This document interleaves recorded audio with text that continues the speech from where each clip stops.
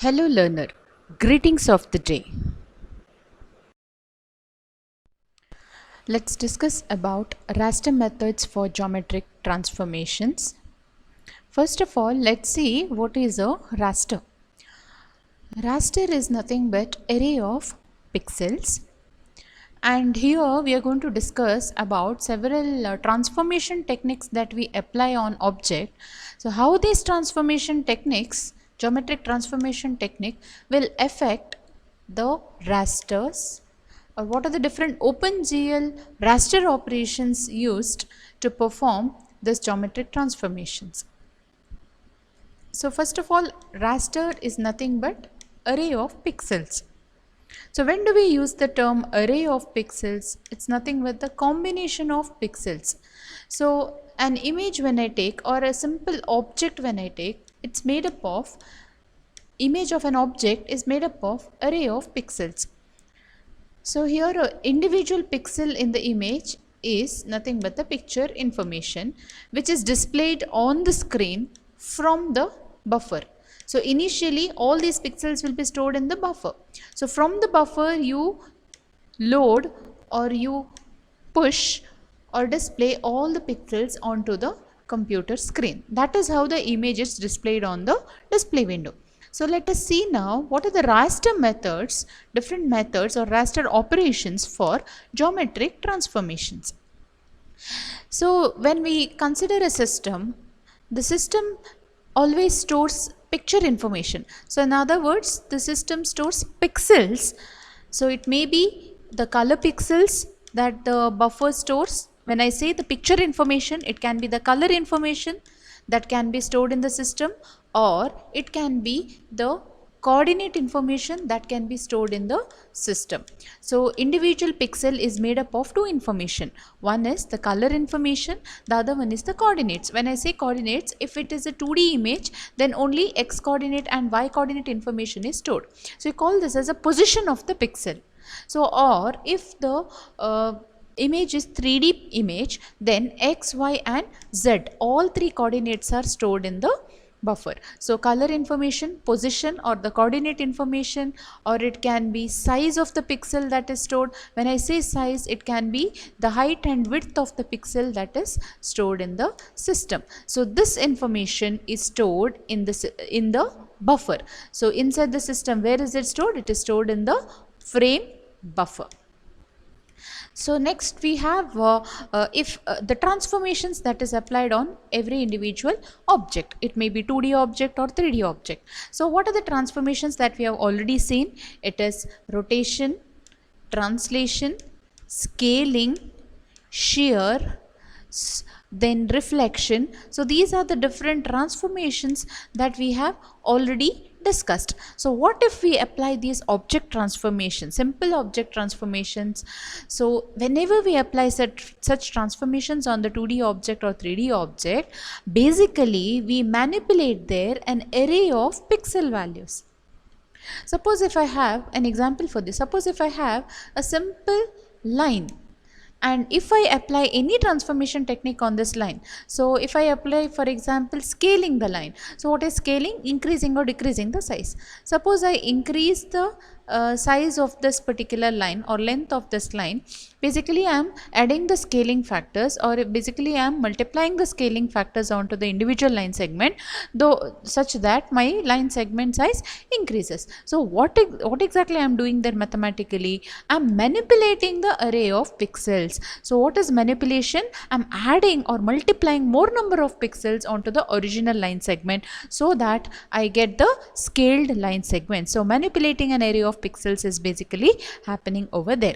So there are few functions over here which actually manipulates the rectangular pixel arrays. So what is the meaning of rectangular pixel arrays? So the array of pixel, I can consider it as a matrix.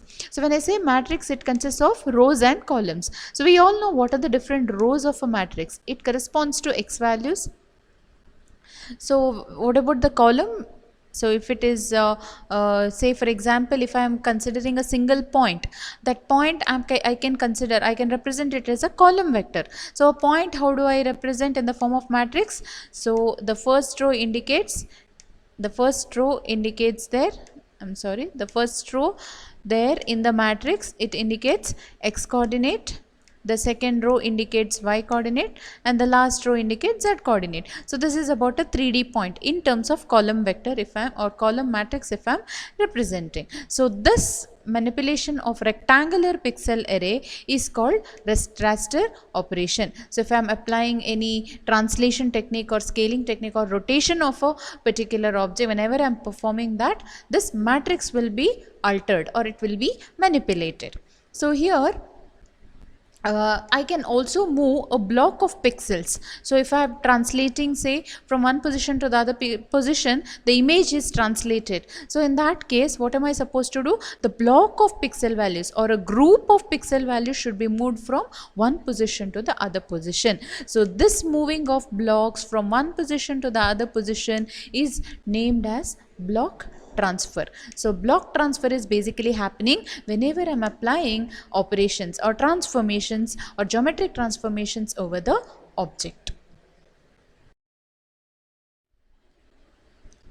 Now let's see what happens when I apply 2D translation technique. So we all know what is the meaning of translation. So the meaning of translation is just a displacement you apply on the particular object. So the displacement, whenever you are applying, it can be in the x direction.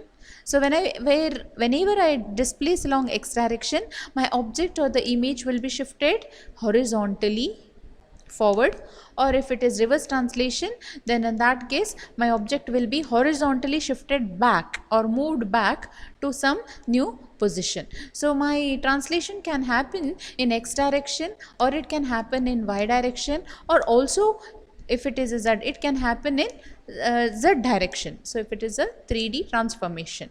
So here, since I am speaking about 2D translation, we don't have to bother about this z transformation. We are only bothering about here x translation and y translation.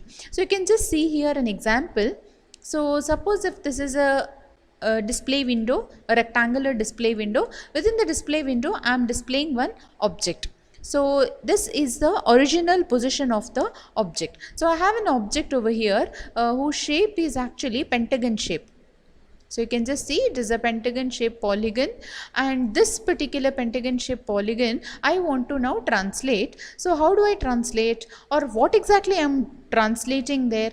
It is not a single point that I am translating. I have to translate all this entire object or this entire image, or you can say it's a group of pixels, array of pixels which I have to translate from this position to a, say, some new position. So how do I translate basically this entire group of pixels, this block transfer? How do I do? So easily I can do that with the help of one small boundary. So you can call this boundary dashed line boundary what you have with the minimum boundary Pmin and with the maximum limit as Pmax. So this particular boundary you can call it as bounding box. Why? Because this is a boundary that you have around the object, and this acts like a box with the limit P minimum and P maximum. So now if at all I am translating this object to a new position, all that I have to do is just shift this box to a new position. This bounding box can be shifted to the new position.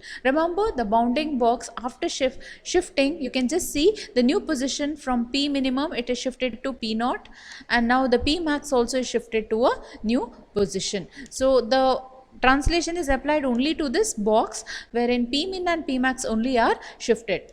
Definitely these 2 points are also shifted. So whenever I shift this bounding box, the object inside that also will be shifted to the new position. So the new coordinates are calculated for this object corresponding to the new bounding box coordinates. So this is how the translation can happen. So similar to translation, the other transformation technique like rotation and scaling can also be done with the help of this bounding box. This particular technique is specially applicable for a complex 3D object or complex 2D object. Now let's see, as I already said, the coordinate positions for the bounding box, or in general the positions for the object, the rectangular area around the object is given by P minimum and P maximum. This specifies the limits of the rectangular block that has to be moved to a new position. And remember, P naught is the position that I have taken as a destination position to which I am moving the object. So you can see there, you could see there in the previous image, you can just go to the previous slide there and check. There P naught was mentioned, that P naught was nothing but the destination position to which the original object has to be moved. Now let's see how the rotation operation can affect the group of pixels or array of pixels. So as we all know, what is rotation? The rotation is nothing but orientation of an object. The object can be oriented along an angle theta, by an angle theta, and along a specific axis. So it can be oriented along x axis, or it can be only oriented along y axis, or it can be oriented along z axis. So rotation can be performed with the help of an angle theta, by an angle theta, and along a particular axis. So here how this operation will affect our object or the array of pixels, we will see. So rotation, suppose if I am rotating an object by an angle by an angle 90 degree, so orthogonal rotation by angle 90 degree, then basically I am rearranging the pixel array as per this 90 degree of rotation. So what happens there to my pixel array? You can see here with the help of an example. Suppose if I have a 2D object pattern, okay, 2D object or any 2D shape or pattern. Suppose if I am rotating by 90 degree in an anti-clockwise direction. So 90 degree anti-clockwise rotation is nothing but reversing the pixel values in each row of the array. So reversing the pixel values, and then we are interchanging the rows and columns. So actually rotation of a 2D object by 90 degree is nothing but, in anti-clockwise direction is nothing but reversing the pixel values row wise. So how do I reverse? So it's nothing but interchanging the rows and columns. You can just take an example of this matrix. So this is a matrix of an object in its initial position, original position, that is before applying rotation. And you can see the values there, 1, 2, 3 are the elements in the first row. Then you can see 4, 5, 6, this is the second row elements, third row elements, and the fourth row elements. These are the elements corresponding to a single object in its original position. Now after I apply this 90 degree rotation in an anti-clockwise direction, you can see what happened to my object or the matrix elements. So whichever was the row, so I have interchanged it to column. So 1, 2, 3, whatever you had, you can see from right to left always. So it becomes a column. So the first row becomes a column now. So always take from right to left. So from the rightmost element, the rightmost element is 3, then comes 2, and then the leftmost element comes 1. So once one row is done, now next go to the second row. Second row rightmost element start with 6. So it is 6, then 5, then 4. Then go to the third row. So it is likewise it goes on 8, 9, 8 and 7. And then the last row here it goes, it is 12, 11 and 10. So this is how you perform this particular rotation, that is about 90 degree. So now can I move further to perform rotation that is about 180 degree. So if at all I am performing the rotation about 180 degree, what I can do here is this the previous matrix that I have obtained after rotation, that is by an angle 90 degree. Further I can rotate the same thing again by 90 degree. So again when I rotate the same by 90 degree, it is basically what I am trying to do here. The original object will be shifted by 180 degree. So the original object is shifted by 90 degree, and the resultant of that you can see this matrix. Again if I give 90 degree rotation for this intermediate matrix, it is nothing but 180 degree of rotation that I am basically applying to my original position or the original matrix. So how do I rotate 90 degree again? Again the same procedure here. It continues. My row over here will be converted into column. So what is the row? Start from right to left. So the row is 12, 9, 6, 3. So this became the first column. Then go to the second row. So start from the rightmost element, 11, then 8, then 5, then 2. That becomes the second column. Then the last row, that is the rightmost element, 10, then 7, then 4, then 1, that becomes the third column. So this is how the rotation is applied, or this is how the array of pixels are affected by rotation. You can just see here in the form of a diagram. So here the next type of rotation is actually we are going to apply, the next type of transformations we are trying to apply, and that is scaling. So how exactly the scaling is performed? Scaling is nothing but the increase or decrease in the size of the image. So increasing or decreasing the size of the image is nothing but increasing or decreasing the pixel area, or individual pixel sizes varied, wherein you are scaling the object by varying the or increasing or decreasing the pixel area or pixel size. So you can just see this example.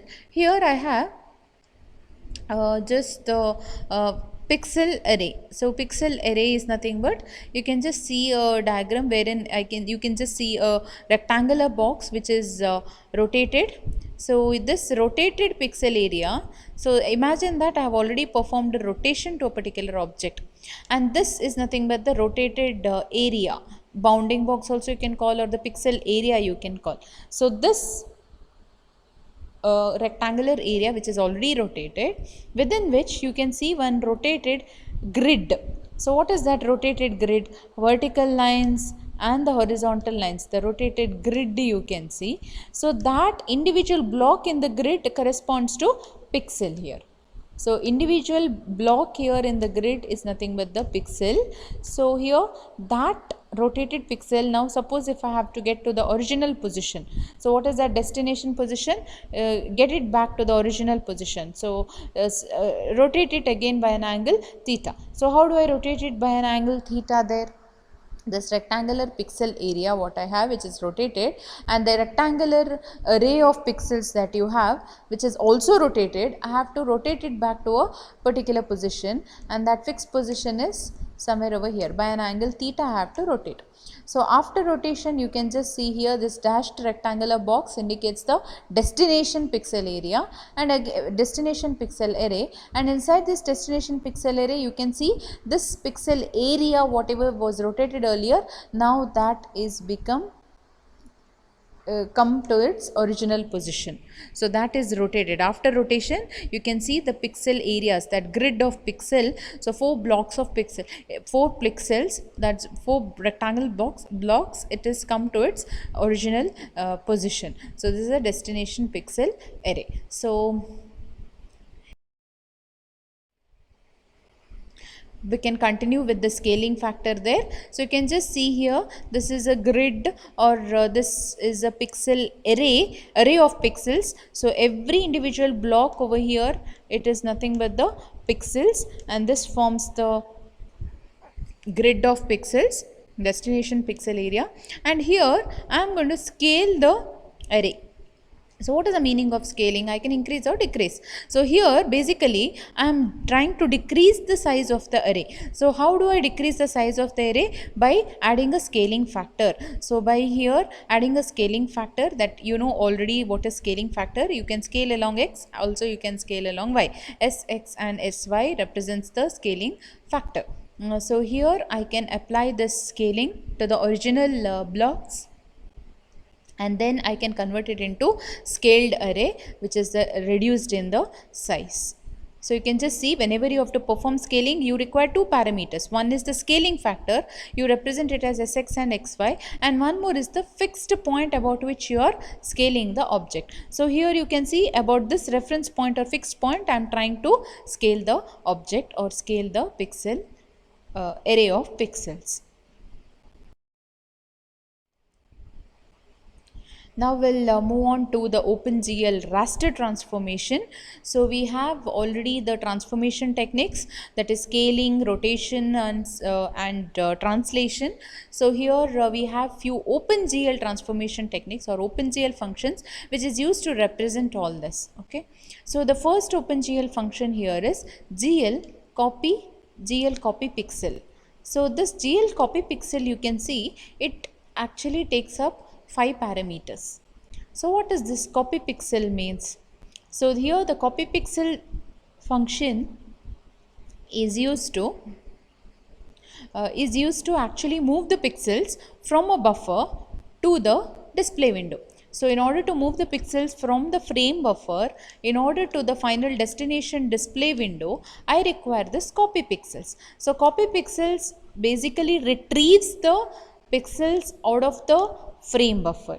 So for retrieving, again you require one more OpenGL function. Okay, and also for displaying the pixels you require one more OpenGL function. So retrieving and displaying has two separate functions. Apart from that, copying the pixels from the source buffer also requires one OpenGL function. And you can see the first 4 parameters of that. So xmin, ymin, it corresponds to the boundary or the bounding box, the boundary of the rectangle, boundary of the image that you have, xmin, ymin, and then this indicates width and height, indicates the size of the pixel. So it can be height and width of the pixel, and then the last one is color of the pixel. So this particular pixel information you are trying to copy, but what is the OpenGL function actually to read those pixels from the buffer?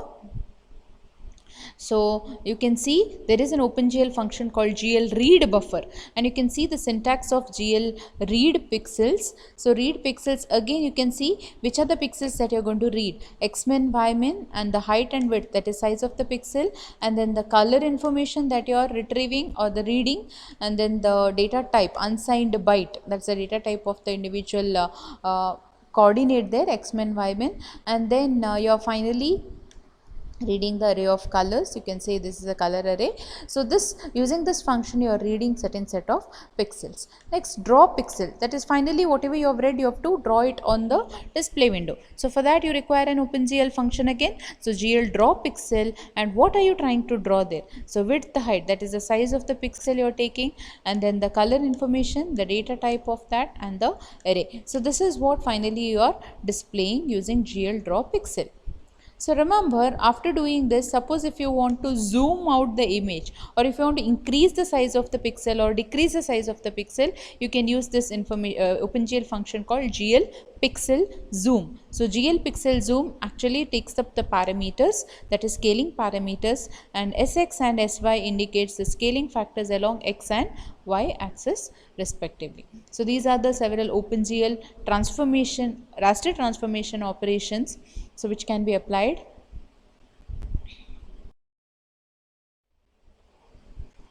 We have few OpenGL transformation functions that is representing our transformation technique. So one of the geometric transformation technique is translation. So using OpenGL, I can call the function, I can define this translation by GL translate, and the star indicates, suppose if I am applying 2D translation and the parameters all that I am specifying here, if it is a floating point value, then directly I can give translate to F. So if it is a 3D transformation, 3D translation, then I should give GL translate 3F. So Tx, Ty and Tz indicates the displacement factor along x, y and z respectively. So this is a scaling factor. Remember, parameters can be any real numbers, and it can have any real number values. So if it is a 2D object that you are translating, then Tz should be initialized to 0. Only if it is a 3D object, then Tz will have value, otherwise Tz, that is displacement along z axis, will be equal to 0. So here this particular function translates, GL translate will translate or move the object or the image from one position to the other position. Next we have the next transformation, that is GL rotate. Again the same thing here, 2f indicates two-dimensional rotation, f is a floating point number, and remember the values. First parameter is always angle by which you are rotating, and the next three parameters indicates axis about which you are rotating. Suppose if I want to rotate about x-axis, then Vx only should be set to 1, remaining the other two values should be set to 0. Or suppose if you want to rotate the object along z axis only, then Vz value should be left it as 0, whereas Vx and Vy you are supposed to, if you want to rotate about y axis, then only Vy you should set it to 1, Vx and Vz should be 0. Suppose along z axis you want to rotate the object, then Vz only you should enable, Vx and Vy you should take it as 0. So this is how GL rotate transformation function is applied. Next OpenGL transformation function is GL scale. Again here it is 2D scaling or 3D scaling. Remember the scaling factors should be specified or defined. So Sx, Xy and Sz. So suppose if you are scaling along x-axis, only Sx value will be there, Sy and Sz will be 0. Suppose if you are scaling only along y-axis, then Sy only will be there, Ss and Sz will be equal to 0. Now we'll move on to OpenGL matrix operations. So what are the different OpenGL matrix operations that we have? So here you can see a small code snippet as an example is taken. So you can just start monitoring this. The very first function call over here is GL matrix mode, and you can see the parameter that you have passed is GL underscore model view. So we have actually two parameters that could be passed to GL matrix mode. One is GL model view and the other one is GL projection. So what is GL model view here? As I already said in my previous videos, model view is nothing but the sequence of transformation from world to object, and then using the camera you view the object. So here from object to camera, and then from camera you are actually clipping based on your boundaries. So camera to clip coordinate system. So this basically transformation that is happening from world to camera. So this particular transformation you call it as model view. So by default always the matrix mode will be set to model view. So you need the object at least on the camera film plane before you display that image on the display window. So this model view is a default mode, and next we have the elements defined in an array called elements array with the size 16, and then you can just see the next OpenGL function is GL load identity. So it is nothing but, you can see before calling this function GL load identity, this matrix mode is set to model view. So my current matrix is now set to a model view matrix. So this model view matrix is nothing but my current matrix now. I have no matrices defined so far. So first matrix or current matrix is nothing but GL model view. So now I make use of that actually in the later steps. Now you can see this line. So I am loading the identity matrix values. So what are the identity track or identity matrix values? All the diagonal elements are 1, rest all are zeros. So this current matrix is now set to identity matrix where all diagonal elements are 1s. And now after doing that, next I am ready to take up my input array element. So input array element I have taken it as 16. So you can just see here input array elements I am taking total 16 elements, 4 rows and 4 columns, total 16 elements. I am going to read that with the help of a loop. So here read all the elements, store it in an array called ELEMS array, and now that array whatever you have ready, that can be now set. This you can just see this element containing 16 elements, 4 rows and 4 columns. So containing 16 elements is loaded in the form of a matrix. So GL load matrix is a function which will load this elements into the matrix, and current matrix will be set to this ELEMS. So current matrix was initially the model view, then it became identity multiplied. So model view is multiplied by identity, and now your final matrix will be multiplied by this matrix, that is after load matrix you call the 16 elements. This matrix, particular matrix, will be multiplied with your load identity, which will be in turn multiplied with your model view. Okay, so this is how the OpenGL matrix operations are performing.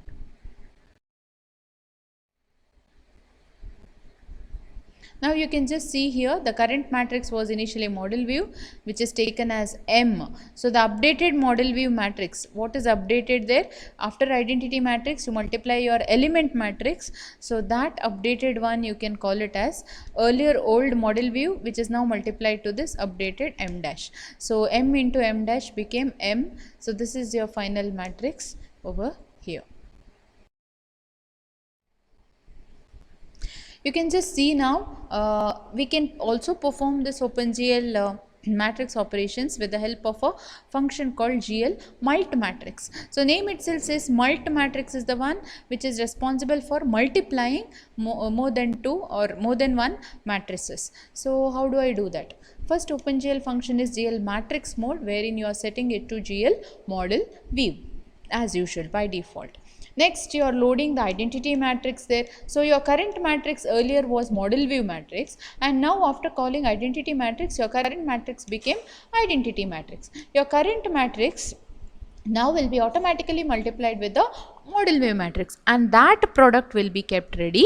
Now we are going to the next line, and you can see in the third line it's specified as GL mult matrix. So GL mult matrix is nothing but name itself says multiply matrices. But what matrices you are going to multiply? Assume that you already have a matrix called elements M2. You already have a matrix called M2. So once you call this GL mult matrix, your current matrix will be multiplied by M2. So what is your current matrix? It is now load identity multiplied by model view. So that resultant will be taken, and that result will be automatically multiplied by your new matrix M2. So here you can just see one more example. Once again GL matrix is mult matrix is called, and this time a new matrix is loaded. So my current matrix is E elements M1. So your current matrix will be should be multiplied, because mult matrix is the function that you are taking. Your current matrix should be multiplied with the previous matrix, that is elements M2. So this is how you are performing, and remember always to multiply, that is post multiplication should be done. So what is post multiplication? So you can just see here the current model view matrix was a current matrix always, and M1 is the matrix which is actually a new one. So there you can see M2 into M1. So first post multiplication we are doing, that is always from right to left. The last matrix that you have taken, that is M1, is considered, which will be multiplied by the latest matrix that you have taken, M1 into M2, that is equal to M1.